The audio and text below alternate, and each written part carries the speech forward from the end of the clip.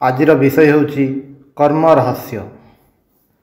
अन्यर there अभाव पूरण करी ताकु साहाय्य करिबा महत् कर्म सत, किंतु अभाव जेते अधिक और साहाय्य जेते दूरस्पर्शी सही अनुसारे सही उपहार मध्य सेते महत्तर। जदि घंटाक पई कौनसी व्यक्तिर अभाव दूर करा जाई पारे तेबे अवश्य ताहार उपकार कराहेला। जदि वर्षक पई ताहार अभाव दूर करा जाई पारे तेबे ताहा आहुरी अधिक उपकार। आउ जदि चिरकाल पई अभाव दूर करा जाई पारे तेबे ताहा ही मनुष्यर श्रेष्ठ उपकार।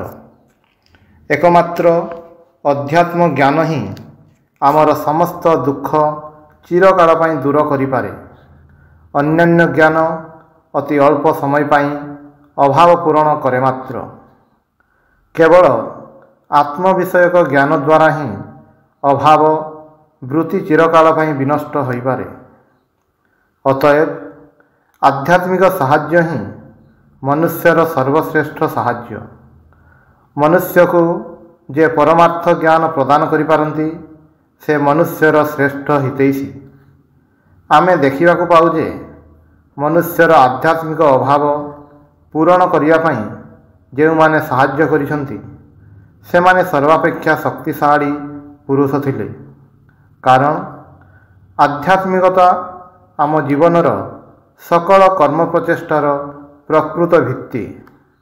आध्यात्मिक दृष्टि जे सुस्थ और सबल इच्छा कले से अन्यान्य विषय मध्य दक्ष होई पारंती। भितरे आध्यात्मिक शक्ति जागृत न हेबा पर्यंत मनुष्यर शारीरिक अभाव गुड़िक मध्य ठीक ठीक पूर्ण हुए नाही। आध्यात्मिक उपकार परे ही हेउछि बुद्धिवृत्तिर उन्नति पई साहाय्य। अन्न वस्त्रदान अपेक्षा ज्ञानदान उच्चतर, प्राणदान अपेक्षा मध्य यह महत्। कारण ज्ञान ही मनुष्यर प्रकृत जीवन। अज्ञान मृत्युतुल्य, ज्ञान ही जीवन। जीवन जदि अंधकार रे कटाइबाकु हुए, अज्ञान और दुख भितर दे जीवन यापन करिबा जदि जीवन हुए तेबे से जीवनर कौनसी मूल्य नाही। शारीरिक अभाव पूरण करिबा एहा तुलना रे निम्नतर। अतएव अन्य को साहाय्य करिबा कथा विचार करिबा समय रे आमे जेपरि एही भ्रम रे न पडु जे शारीरिक साहाय्य ही एकमात्र साहाय्य। शारीरिक साहाय्यर स्थान केवल जे सर्वशेष रे ताहा नुहे, बरं एहा सर्वनिम्न रे मध्य। कारण एहा स्थायी तृप्ति देई पारे नाही। क्षुधार्त हेले आमे जो कष्ट पाऊ, खाइले से कष्ट अंतर्हित हुए, किंतु क्षुधा पुनर्बार फेरी आसे। दुख केवल सेतेबेले निवृत्त हेबो जेतेबेले आमर सर्वविध अभाव दूर हेबो। ताहेले क्षुधा आमको कष्ट देई पारिबो नाही। कौनसी प्रकारर दुख बा जंत्रणा आम मानंको विचलित करि पारिबो नाही। अतएव जहाँ आम मानंको आध्यात्मिक बल संपन्न करे ताहा ही सर्वश्रेष्ठ उपकार। तापरे मानसिक उपकार, शेषरे शारीरिक उपकार। केवल शारीरिक साहाय्य द्वारा जगतर दुख दूर करिबा संभव नुहे। जेते दिन पर्यंत मनुष्यर प्रकृति परिवर्तन न होइछि सेते दिन पर्यंत एही शारीरिक अभाव गुड़िक आसुथिबो एवं दुखर अनुभूति निश्चय रहिबो। जेते बेसी शारीरिक साहाय्य करना काहेकि कौनसी उपाय रे दुख एका बेड़के दूर हेबो नाही। जगतरे एही दुखर एकमात्र समाधान मानव जाति को शुद्ध और पवित्र करिबा। आमे जगतरे जेउ सब दुख कष्ट और अशुभ देखु ताहा अज्ञान बा अविद्यारु प्रसूत। मनुष्य को ज्ञानालोक दियो, मनुष्य पवित्र आध्यात्मिक बल संपन्न और शिक्षित हुंतु, तेबे जाई जगतरु दुख निवृत्त हेबो, ता पूर्वर नुहे। देशर प्रत्येकटी गृह को आमे दातव्य आश्रम ପରିଣତ କରିପାରୁ, ଡାକ୍ତରଖାନାରେ ସାରା ଦେଶ ପୂର୍ଣ୍ଣ କରି ଦେଇପାରୁ, କିନ୍ତୁ ଯେତେଦିନ ପର୍ଯ୍ୟନ୍ତ ମନୁଷ୍ୟର ସ୍ୱଭାବ ପରିବର୍ତ୍ତିତ ନ ହୋଇଛି ସେତେଦିନ ପର୍ଯ୍ୟନ୍ତ ଦୁଃଖ କଷ୍ଟ ରହିବ ହିଁ ରହିବ। ଗୀତାରେ ଆମେ ପୁନଃ ପୁନଃ ପାଠ କରୁ, ଆମମାନଙ୍କୁ ଅନବରତ କର୍ମ କରିବାକୁ ହେବ। କର୍ମ ମାତ୍ରେ ଶୁଭାଶୁଭ ମିଶ୍ରିତ।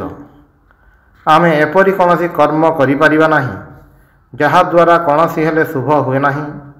ପୁନଶ୍ଚ ଏପରି ମଧ୍ୟ କୌଣସି କର୍ମ ଆମେ କରିପାରିବୁ ନାହିଁ ଯାହାଦ୍ୱାରା କିଛି ହେଲେ ଅନିଷ୍ଟ ହୁଏ ନାହିଁ। ପ୍ରତ୍ୟେକ କର୍ମ ହିଁ ଅପରିହାର୍ଯ୍ୟ ଭାବରେ ଶୁଭାଶୁଭ ମିଶ୍ରିତ। ତଥାପି ଶାସ୍ତ୍ର ଆମକୁ ଅବିରତ କର୍ମ କରିବାକୁ କହୁଛନ୍ତି। ଶୁଭାଶୁଭ ଉଭୟେ ହିଁ ନିଜ ନିଜର ଫଳ ପ୍ରସବ କରିବେ। ଶୁଭ କର୍ମର ଫଳ ଶୁଭ, ଅଶୁଭ କର୍ମର ଫଳ ଅଶୁଭ ହେବ। କିନ୍ତୁ ଏହି ଶୁଭାଶୁଭ ଉଭୟେ ହିଁ ଆତ୍ମାର ବନ୍ଧନ ମାତ୍ର। ତେଣୁ ଗୀତାରେ ଏହି ମୀମାଂସା କରାହୋଇଛି ଯେ ଯଦି ଆମେ କର୍ମରେ ଆସକ୍ତ ନ ହେଉ ତେବେ କର୍ମ ଆମର ବନ୍ଧନ ହୋଇପାରିବ ନାହିଁ। ବର୍ତ୍ତମାନ କର୍ମରେ ଅନାସକ୍ତି କହିଲେ କ'ଣ ବୁଝାଏ, ଆମେ ତାହା ବୁଝିବାକୁ ଚେଷ୍ଟା କରିବା। ଗୀତାର ପ୍ରଧାନ ଶିକ୍ଷା ଏହି ଯେ ନିରନ୍ତର କର୍ମ କର, କିନ୍ତୁ ସେଥିରେ ଆସକ୍ତ ହୁଅ ନାହିଁ। ସଂସ୍କାର ଶବ୍ଦର ନିକଟତମ ଅର୍ଥ ହେଉଛି ସହଜାତ ପ୍ରବଣତା। ମନକୁ ଯଦି ଗୋଟିଏ ହ୍ରଦ ସହିତ ତୁଳନା କରାହୁଏ ତେବେ କହିବାକୁ ହେବ ମନରେ ଯଦି କୌଣସି ତରଙ୍ଗ ଉଠେ ତେବେ ତାହା ପ୍ରଶମିତ ହେଲେ ମଧ୍ୟ ଏକାବେଳକେ ଲୁପ୍ତ ହୁଏ ନାହିଁ, ବରଂ ଏହା ଚିତ୍ତ ଉପରେ ଗୋଟିଏ ଦାଗ ରଖିଯାଏ।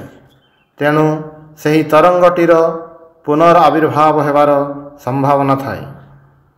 ଏହି ଦାଗ ଏବଂ ତରଙ୍ଗର ପୁନରାବିର୍ଭାବର ସମ୍ଭାବନାର ଏକତ୍ର ନାମ ସଂସ୍କାର।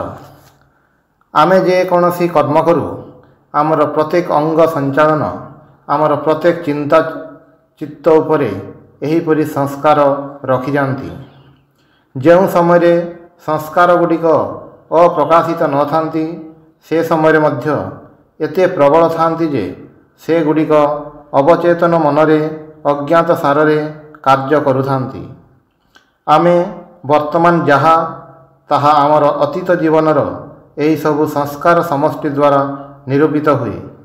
ଏହି ମୁହୂର୍ତ୍ତରେ ମୋର ବା ମୁଁ କହିଲେ ଯାହା ବୁଝାଏ ତାହା ମୋର ଅତୀତ ଜୀବନର ସଂସ୍କାର ସମଷ୍ଟିର ଫଳ ମାତ୍ର। ଏହାକୁ ହିଁ ପ୍ରକୃତ ପକ୍ଷରେ ଚରିତ୍ର କୁହାଯାଏ। ପ୍ରତ୍ୟେକ ବ୍ୟକ୍ତିର ଚରିତ୍ର ଏହି ସଂସ୍କାର ସମଷ୍ଟି ଦ୍ୱାରା ନିରୂପିତ ହୁଏ। ଯଦି ଶୁଭ ସଂସ୍କାର ଗୁଡ଼ିକ ପ୍ରବଳ ହୁଏ ତେବେ ଚରିତ୍ର ସତ୍ ହୁଏ। ଅସତ୍ ସଂସ୍କାର ଗୁଡ଼ିକ ପ୍ରବଳ ହେଲେ ଚରିତ୍ର ଅସତ୍ ହୁଏ। ଯଦି କୌଣସି ବ୍ୟକ୍ତି ସର୍ବଦା ମନ୍ଦ କଥା ଶୁଣେ, ମନ୍ଦ ଚିନ୍ତା କରେ, ମନ୍ଦ କାର୍ଯ୍ୟ କରେ, ତା ମନ ମନ୍ଦ ସଂସ୍କାରରେ ପୂର୍ଣ୍ଣ ହୋଇଯିବ ଏବଂ ଏଗୁଡ଼ିକ ଅଜ୍ଞାତ ସାରରେ ତାର କର୍ମ ଓ ଚିନ୍ତାକୁ ପ୍ରଭାବିତ କରିବ। ବସ୍ତୁତଃ ସର୍ବଦା ଏହି ସଂସ୍କାର ଗୁଡ଼ିକର କାର୍ଯ୍ୟ ଚାଲିଛି। ସୁତରାଂ ମନ୍ଦ ସଂସ୍କାର ଗୁଡ଼ିକର ଫଳ ମନ୍ଦ ହେବ ଏବଂ ଏହି ବ୍ୟକ୍ତି ଗୋଟିଏ ମନ୍ଦ ଲୋକରେ ପରିଣତ ହେବ। ସେ ତାହା ନ ହୋଇ ରହିପାରିବ ନାହିଁ। ତାହାର ଏହି ସଂସ୍କାର ସମଷ୍ଟି ମନ୍ଦ କାର୍ଯ୍ୟ କରିବା ପାଇଁ ପ୍ରବଳ ପ୍ରେରଣା ଶକ୍ତି ଉତ୍ପନ୍ନ କରିବ। ଏହି ସଂସ୍କାର ଗୁଡ଼ିକର ସେ ଯନ୍ତ୍ର ତୁଲ୍ୟ ହେବ।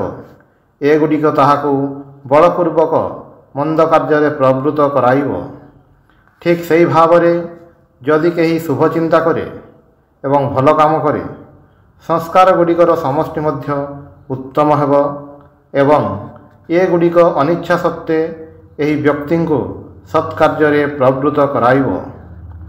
ଯେତେବେଳେ ମନୁଷ୍ୟ ଏତେ ଅଧିକ ଭଲ କାମ କରେ ଓ ଏତେ ଅଧିକ ସତ୍ ଚିନ୍ତା କରେ ଯେ ଅନିଚ୍ଛା ସତ୍ତ୍ୱେ ତାହାର ପ୍ରକୃତିରେ ସତ୍କର୍ମ କରିବାର ଅଦମ୍ୟ ଇଚ୍ଛା ଜାଗ୍ରତ ହୁଏ, ସେତେବେଳେ ସେ କୌଣସି ଅନ୍ୟାୟ କାମ କରିବାକୁ ଇଚ୍ଛା କଲେ ମଧ୍ୟ ଏହି ସବୁ ଶୁଭ ସଂସ୍କାର ଗୁଡ଼ିକ ତାହାକୁ ଏହା କରିବାକୁ ଦିଏ ନାହିଁ।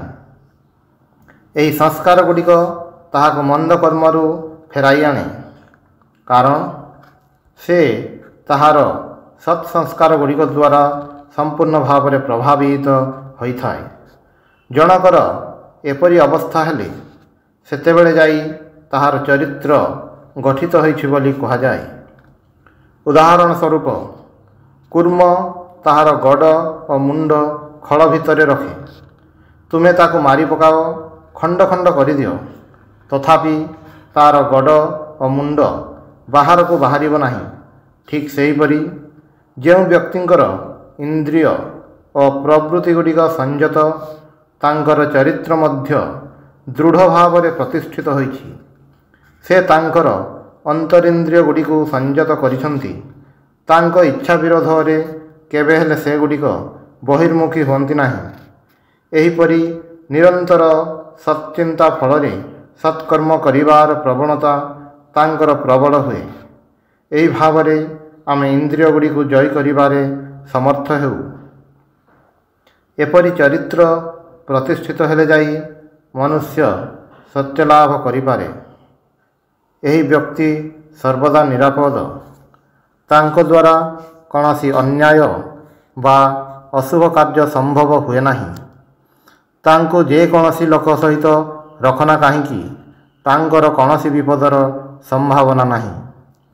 ଏହାଠାରୁ ମଧ୍ୟ ଆହୁରି ଏକ ଉଚ୍ଚ ଅବସ୍ଥା ଅଛି, ମୁକ୍ତିର କାମନା।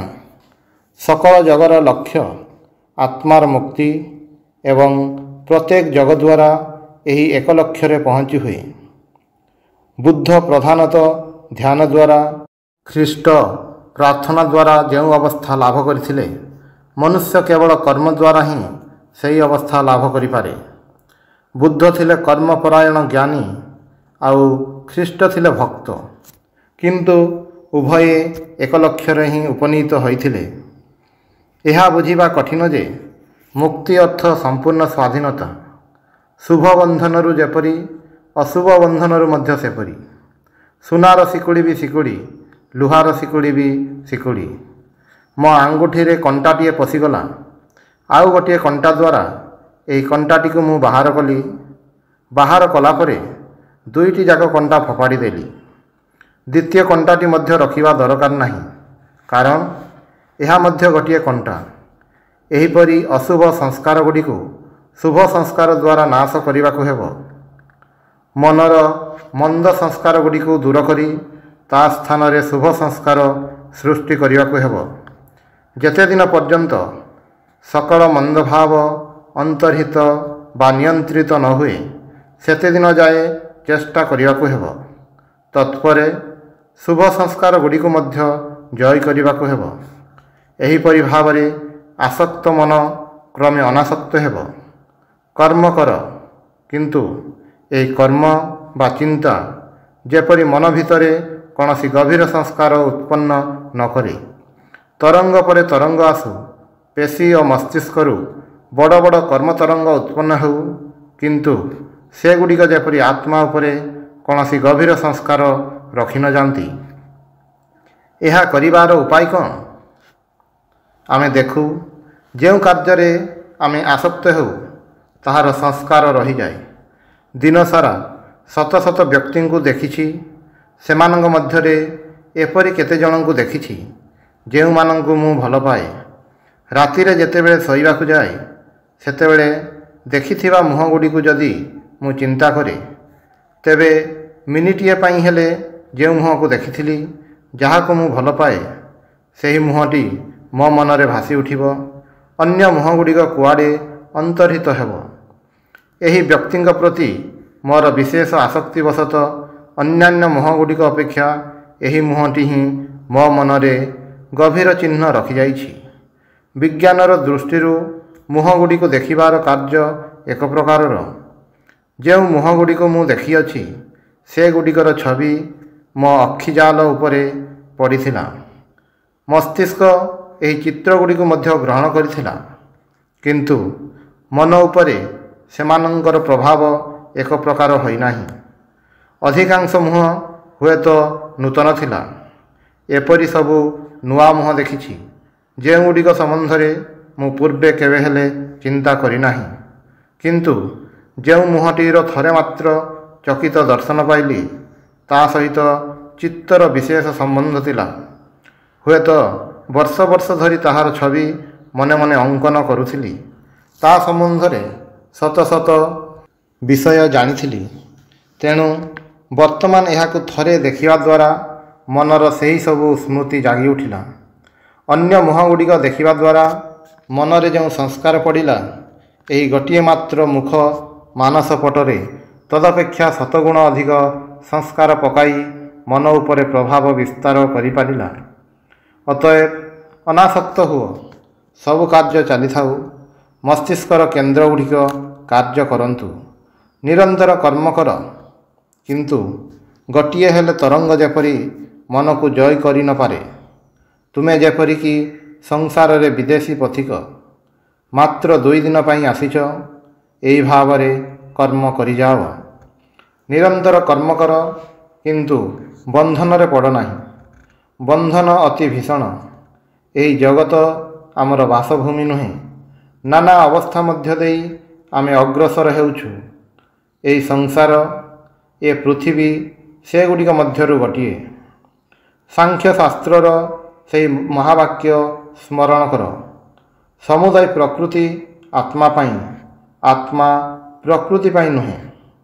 ଆତ୍ମାର ଶିକ୍ଷା ପାଇଁ ପ୍ରକୃତିର ପ୍ରୟୋଜନ, ଏହାର ଅନ୍ୟ କୌଣସି ଅର୍ଥ ନାହିଁ। ଆତ୍ମା ଯାହାଦ୍ୱାରା ଜ୍ଞାନ ଲାଭ କରିପାରେ ଓ ଏହି ଜ୍ଞାନ ଦ୍ୱାରା ଆତ୍ମା ନିଜକୁ ମୁକ୍ତ କରିପାରେ, ଏହା ହିଁ ପ୍ରୟୋଜନ। ଯଦି ଆମେ ସର୍ବଦା ଏହି କଥା ସ୍ମରଣ ରଖୁ, ତେବେ କେବେ ହେଲେ ପ୍ରକୃତି ଦ୍ୱାରା ଆସକ୍ତ ହେବୁ ନାହିଁ। ଆମେ ବୁଝିବୁ ଯେ ପ୍ରକୃତି କେବଳ ଆମର ଗୋଟିଏ ପାଠ୍ୟ ପୁସ୍ତକ ପରି। ସେଥିରୁ ଜ୍ଞାନ ଲାଭ କରିବା ପରେ ଆମ ନିକଟରେ ଏ ଗ୍ରନ୍ଥର ଆଉ କୌଣସି ମୂଲ୍ୟ ରହେ ନାହିଁ। ତାହା ନକରି ପ୍ରକୃତି ସହିତ ଆମେ ନିଜକୁ ମିଶାଇ ଦେଉଛୁ। ଭାବୁଛୁ ଆତ୍ମା ଯେପରି ପ୍ରକୃତି ପାଇଁ। ପ୍ରଚଳିତ କଥାରେ ଅଛି, ମନୁଷ୍ୟ ଖାଇବା ପାଇଁ ଜୀବନ ଧାରଣ କରେ, ଜୀବନ ଧାରଣ କରିବା ପାଇଁ ଖାଏ ନାହିଁ। ଆମେ ସର୍ବଦା ଏହି ଭୁଲ କରୁଅଛୁ। ପ୍ରକୃତିକୁ ହିଁ ମୁଁ ଭାବି ସେଥିରେ ଆସକ୍ତ ହେଉଅଛୁ। ଏହି ଆସକ୍ତିରୁ ହିଁ ଆତ୍ମା ଉପରେ ଗଭୀର ସଂସ୍କାର ପଡ଼େ। ଏହି ସଂସ୍କାର ହିଁ ଆମକୁ ବଦ୍ଧ କରେ ଓ ସ୍ୱାଧୀନ ଭାବରେ କର୍ମ କରିବାକୁ ନ ଦେଇ କ୍ରୀତଦାସ ତୁଲ୍ୟ କର୍ମ କରାଇଥାଏ। ଏହି ଶିକ୍ଷାର ସାରମର୍ମ ଏହି ଯେ ପ୍ରଭୁ ପରି କର୍ମ କରିବାକୁ ହେବ, କ୍ରୀତଦାସ ପରି ନୁହେଁ। ସର୍ବଦା କର୍ମ କର, କିନ୍ତୁ ଦାସ ଭଳି କର୍ମ କର ନାହିଁ। ସମସ୍ତେ କି ଭାବରେ କର୍ମ କରୁଛନ୍ତି ତାହା କ'ଣ ଦେଖୁନାହଁ? କେହି ହେଲେ ସମ୍ପୂର୍ଣ୍ଣ ଭାବରେ କର୍ମହୀନ ହୋଇନପାରେ। ଶତକଡ଼ା 99 ଜଣ ଲୋକ କ୍ରୀତଦାସ ଭଳି କର୍ମ କରିଥାନ୍ତି। ତାହାର ଫଳ ଦୁଃଖ। ଏପରି କର୍ମ ସ୍ୱାର୍ଥପର। ସ୍ୱାଧୀନ ଭାବରେ କାର୍ଯ୍ୟ କର, ପ୍ରେମର ସହିତ କାର୍ଯ୍ୟ କର। ପ୍ରେମ ଶବ୍ଦଟି ହୃଦୟଙ୍ଗମ କରିବା ବଡ଼ କଠିନ।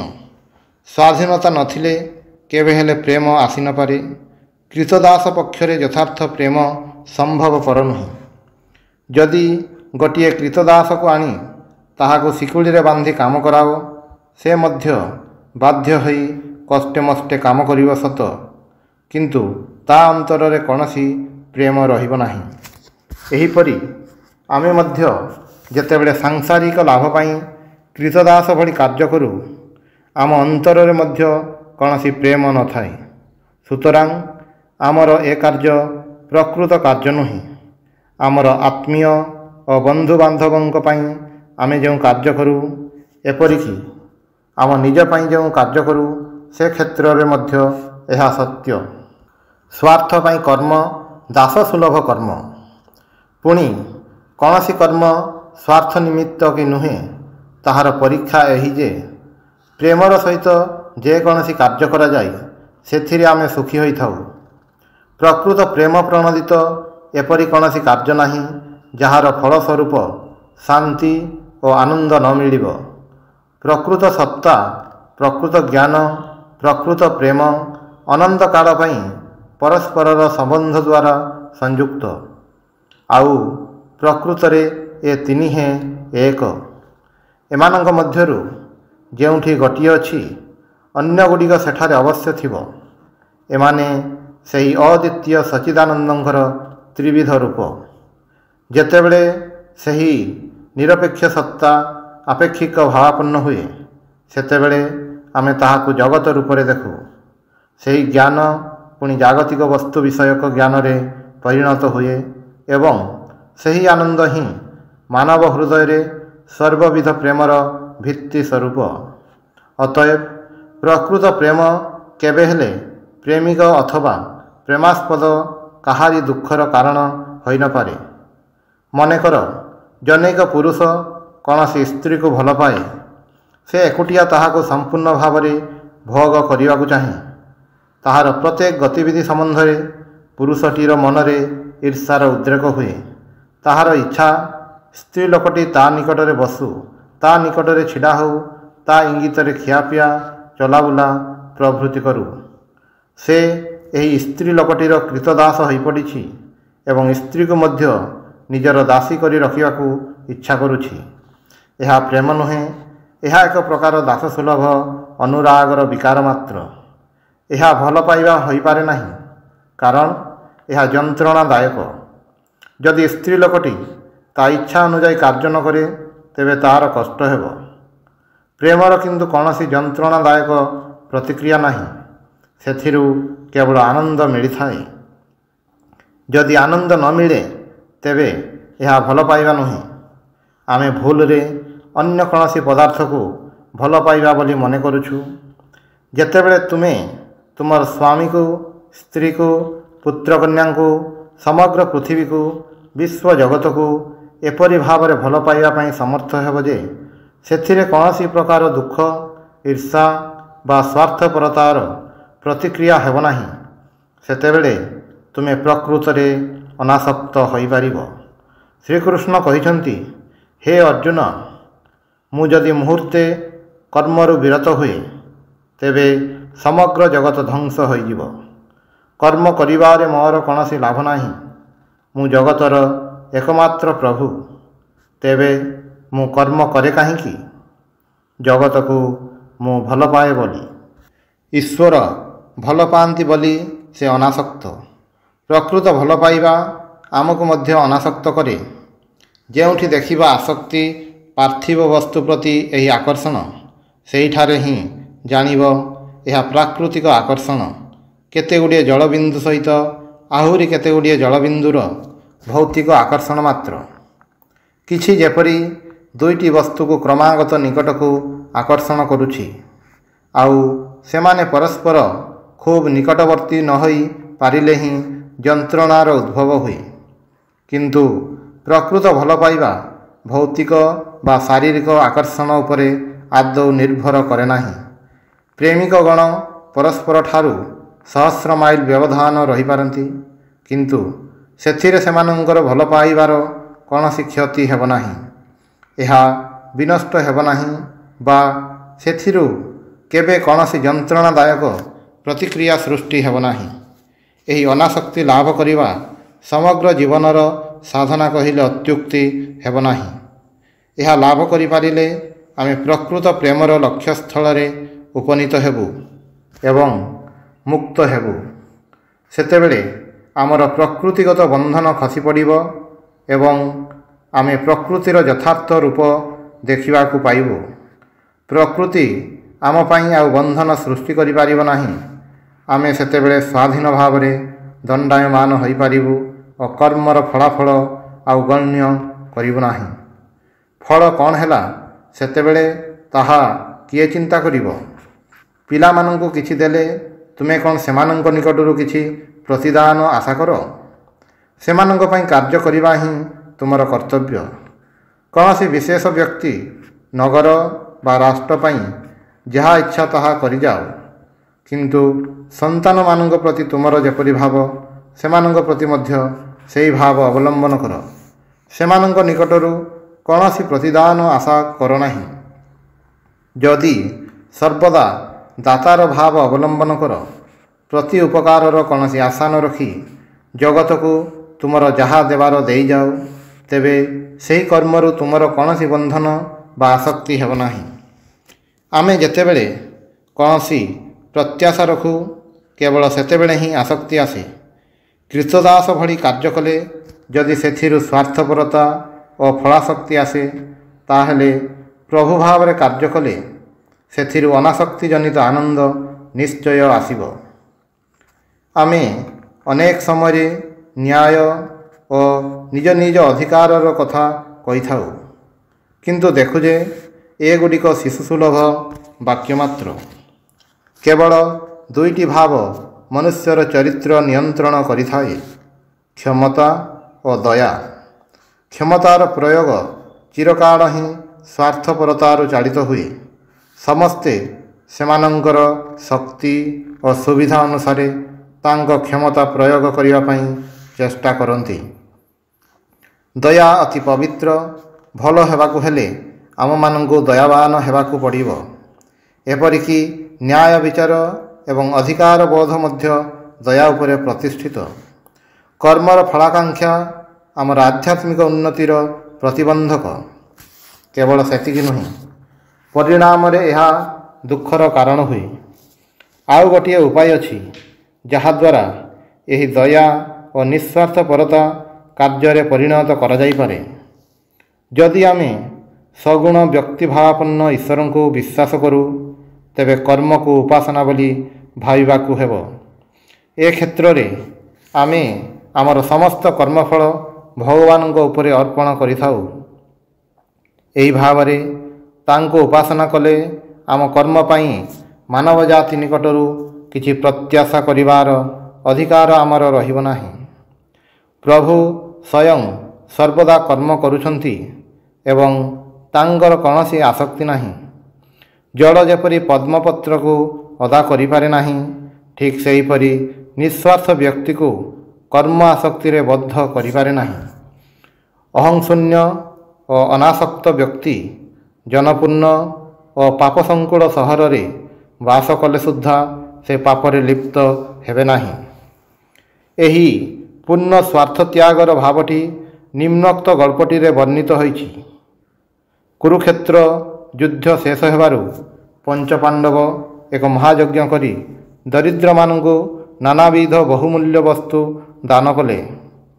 ସମସ୍ତେ ଏହି ଯଜ୍ଞର ଜାକଜମକ ଓ ଐଶ୍ୱର୍ଯ୍ୟରେ ଚମତ୍କୃତ ହୋଇ କହିବାକୁ ଲାଗିଲେ, ପୃଥିବୀରେ ଏପରି ଯଜ୍ଞ ପୂର୍ବେ କେବେ ହୋଇନାହିଁ।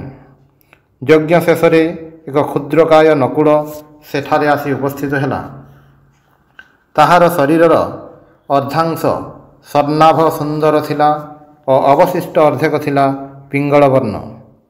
ନକୁଳଟି ସେହି ଯଜ୍ଞଭୂମିରେ ଗଡ଼ିବାକୁ ଲାଗିଲା ଏବଂ ସେଠାରେ ଉପସ୍ଥିତ ସମସ୍ତଙ୍କୁ କହିଲା, ତୁମେ ସବୁ ମିଥ୍ୟାବାଦୀ, ଏହା କୌଣସି ଯଜ୍ଞ ହୋଇନପାରେ।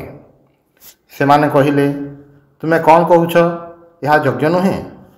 ତୁମେ କ'ଣ ଜାଣିନାହ ଯେ ଏହି ଯଜ୍ଞରେ ଦରିଦ୍ରମାନଙ୍କୁ କେତେ ଧନରତ୍ନ ଦାନ କରାହୋଇଛି? ସମସ୍ତେ ଧନବାନ ଓ ସନ୍ତୁଷ୍ଟ ହୋଇ ଫେରିଯାଇଛନ୍ତି। ଏଭଳି ଅପୂର୍ବ ଯଜ୍ଞ ଆଉ କେବେ କେହି କରିନାହିଁ। ଉତ୍ତରରେ ନକୁଳ କହିଲା, ଶୁଣନ୍ତୁ, ଏକ କ୍ଷୁଦ୍ର ଗ୍ରାମରେ ଜନୈକ ଦରିଦ୍ର ବ୍ରାହ୍ମଣ ସ୍ତ୍ରୀ, ପୁତ୍ର ଓ ପୁତ୍ରବଧୂ ସହ ବାସ କରୁଥିଲେ। ବ୍ରାହ୍ମଣ ଥିଲେ ଖୁବ୍ ଗରିବ। ଶାସ୍ତ୍ରପାଠ ଓ ଧର୍ମ ଉପଦେଶ ଦ୍ୱାରା ଲବ୍ଧ ଭିକ୍ଷା ହିଁ ଥିଲା ତାଙ୍କର ଉପାର୍ଜନ। ସେ ଦେଶରେ ଥରେ 3 ବର୍ଷ ଧରି ଦୁର୍ଭିକ୍ଷ ପଡ଼ିଲା। ଗରିବ ବ୍ରାହ୍ମଣ ପୂର୍ବ ଅପେକ୍ଷା ଅଧିକ କଷ୍ଟରେ ରହିବାକୁ ଲାଗିଲେ। ଅବଶେଷରେ ସେହି ପରିବାରକୁ 5 ଦିନ ଧରି ଉପବାସରେ ରହିବାକୁ ହେଲା। ଭାଗ୍ୟକ୍ରମେ ଷଷ୍ଠ ଦିନ ପିତା କିଛି ଯବଛତୁ ସଂଗ୍ରହ କରି ଆଣିଲେ ଏବଂ ଏହାକୁ 4 ଭାଗ କଲେ। ସେମାନେ ଯେତେବେଳେ ଖାଇବାକୁ ବସିଲେ, ସେତେବେଳେ ଦ୍ୱାର ଦେଶରେ ଆଘାତ ହେଲା। ପିତା ଦ୍ୱାର ଖୋଲି ଦେଖିଲେ ଯେ ଜଣେ କ୍ଷୁଧାର୍ଥ ଅତିଥି ଦଣ୍ଡାୟମାନ। ଭାରତବର୍ଷରେ ଅତିଥି ବଡ଼ ପବିତ୍ର ଓ ମାନ୍ୟ ବ୍ୟକ୍ତି।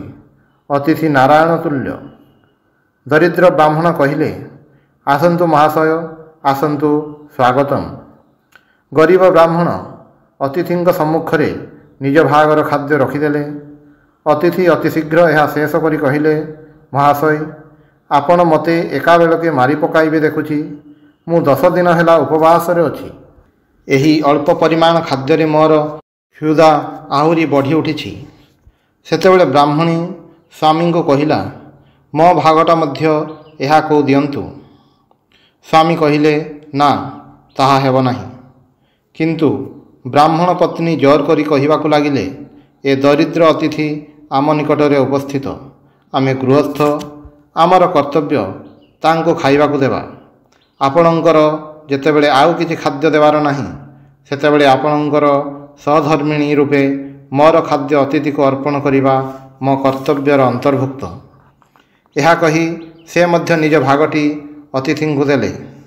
ଅତିଥି ତତ୍କ୍ଷଣାତ୍ ତାହା ନିଃଶେଷ କରି କହିଲେ, ମୁଁ ବର୍ତ୍ତମାନ ମଧ୍ୟ କ୍ଷୁଧାରେ ଆତୁର। ସେତେବେଳେ ପୁତ୍ର କହିଲେ, ଆପଣ ମୋ ଭାଗଟି ଗ୍ରହଣ କରନ୍ତୁ। ପୁତ୍ରର କର୍ତ୍ତବ୍ୟ ପିତାଙ୍କୁ ତାଙ୍କ କର୍ତ୍ତବ୍ୟ ପାଳନରେ ସହାୟତା କରିବା। ଅତିଥି ତାଙ୍କ ଅଂଶ ମଧ୍ୟ ଖାଇଲେ, କିନ୍ତୁ ତଥାପି ତାଙ୍କର ତୃପ୍ତି ହେଲା ନାହିଁ। ସେତେବେଳେ ପୁତ୍ରବଧୂ ମଧ୍ୟ ତାଙ୍କ ଭାଗଟି ଦେଲେ। ଏଇଥର ତାଙ୍କର ଆହାର ଯଥେଷ୍ଟ ହେଲା ଓ ଅତିଥି ସେମାନଙ୍କୁ ଆଶୀର୍ବାଦ କରି ଚାଲିଗଲେ। ସେହି ରାତିରେ ଏହି 4 ଜଣ ଅନାହାରରେ ପ୍ରାଣତ୍ୟାଗ କଲେ। ଏହି ଛତୁର କିଛି ଅଂଶ ଚଟାଣ ଉପରେ ପଡ଼ିଥିଲା। ଯେତେବେଳେ ମୁଁ ତାହା ଉପରେ ଗଡ଼ିଗଲି, ସେତେବେଳେ ମୋ ଦେହର ଅର୍ଦ୍ଧେକ ଅଂଶ ସୁନା ପରି ହୋଇଗଲା। ଆପଣମାନେ ସମସ୍ତେ ଏହା ଦେଖୁଛନ୍ତି। ସେହି ଦିନଠାରୁ ମୁଁ ସମଗ୍ର ଜଗତ ବୁଲୁଛି। ମୋର ଇଚ୍ଛା ଯେ ଏହିପରି ଆଉ ଗୋଟିଏ ଯଜ୍ଞ ଦେଖିବି, କିନ୍ତୁ ଆଉ ସେପରି ଯଜ୍ଞ ଦେଖିବାକୁ ପାଉନାହିଁ। କିମ୍ବା କେଉଁଠି ହେଲେ ମୋ ଶରୀରର ବାକି ଅଂଶ ସୁବର୍ଣ୍ଣରେ ପରିଣତ ହେଲା ନାହିଁ। ତେଣୁ ମୁଁ କହୁଛି, ଏହା ଆଦୌ ଯଜ୍ଞ ନୁହେଁ। ଭାରତବର୍ଷରୁ ଏହି ସ୍ୱାର୍ଥ ତ୍ୟାଗ ଓ ଦୟା କ୍ରମଶଃ ଅନ୍ତର୍ହିତ ହେଉଅଛି। ମହତ୍ ବ୍ୟକ୍ତିଙ୍କ ସଂଖ୍ୟା କ୍ରମେ ହ୍ରାସ ପାଉଛି। ପ୍ରଥମେ ଇଂରାଜୀ ପଢ଼ିବା ସମୟରେ ମୁଁ ଗୋଟିଏ ଗଳ୍ପ ପଢ଼ିଥିଲି। ତାହା ଏକ କର୍ତ୍ତବ୍ୟପରାୟଣ ବାଳକର ଗଳ୍ପ। ସେ କାମ କରି ଯାହା ଉପାର୍ଜନ କରେ, ତାହାର କେତେକାଂଶ ତାହାର ବୃଦ୍ଧା ଜନନୀକୁ ଦିଏ।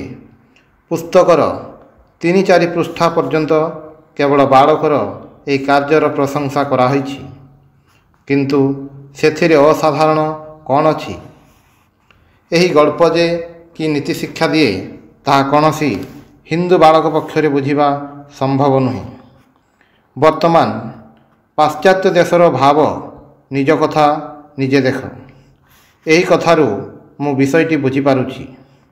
ଏ ଦେଶରେ ଏପରି ଅନେକ ଲୋକ ଅଛନ୍ତି, ଯେଉଁମାନେ ନିଜେ ସବୁ ଭୋଗ କରନ୍ତି, ବାପା, ମା, ସ୍ତ୍ରୀ, ପୁତ୍ରଙ୍କୁ ଦେଖନ୍ତି ନାହିଁ। ଗୃହସ୍ଥର ଏପରି ଆଦର୍ଶ କେବେ ହେଲେ ଉଚିତ ନୁହେଁ। ବର୍ତ୍ତମାନ ତୁମେ ବୁଝିପାରୁଛ କର୍ମଯୋଗର ଅର୍ଥ କ'ଣ? ଏହାର ଅର୍ଥ ମୃତ୍ୟୁର ସମ୍ମୁଖୀନ ହେଲେ ସୁଦ୍ଧା ମୁହଁ ବନ୍ଦ କରି ସମସ୍ତଙ୍କୁ ସାହାଯ୍ୟ କରିବା। ଲକ୍ଷ ଲକ୍ଷ ଥର ଲୋକେ ତୁମକୁ ପ୍ରତାରଣା କରନ୍ତୁ, କିନ୍ତୁ ତୁମେ କୌଣସି ପ୍ରଶ୍ନ କର ନାହିଁ, କିମ୍ବା ତୁମେ ଯେ କୌଣସି ଭଲ କାମ କରୁଅଛ ତାହା ମଧ୍ୟ ଭାବ ନାହିଁ। ଦରିଦ୍ରମାନଙ୍କୁ ତୁମେ ଯେଉଁ ଦାନ କରୁଅଛ, ସେଥିପାଇଁ ବଡ଼ିମା ପୋଷଣ କର ନାହିଁ, ଅଥବା ସେମାନଙ୍କ ନିକଟରୁ କୃତଜ୍ଞତାର ଆଶା ମଧ୍ୟ କର ନାହିଁ। ବରଂ ସେମାନେ ଯେ ତୁମକୁ ତାଙ୍କର ସେବା କରିବାର ସୁଯୋଗ ଦେଇଛନ୍ତି, ସେଥିପାଇଁ ସେମାନଙ୍କ ପ୍ରତି କୃତଜ୍ଞ ହୁଅ। ଅତଏବ ସ୍ପଷ୍ଟ ଦେଖାଯାଉଛି, ଆଦର୍ଶ ସନ୍ନ୍ୟାସୀ ହେବା ଅପେକ୍ଷା ଆଦର୍ଶ ଗୃହୀ ହେବା କଷ୍ଟକର। ଯଥାର୍ଥ ତ୍ୟାଗୀର ଜୀବନ ଅପେକ୍ଷା ଯଥାର୍ଥ କର୍ମୀର ଜୀବନ କଠୋରତର ନହେଲେ ମଧ୍ୟ ସମଭାବେ କଠିନ। ଓಂ ଶାନ୍ତି ଶାନ୍ତି ଶାନ୍ତି। ହରି ଓಂ ତତ୍ସତ୍।